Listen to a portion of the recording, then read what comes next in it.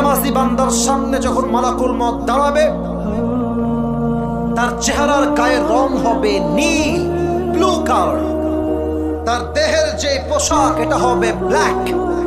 হাদিসে আসছে তার পা থাকবে জমিনে, হেট তথা মাথা থাকবে আকাশ বরাবর, বিশাল লম্বা তার দেহ হবে।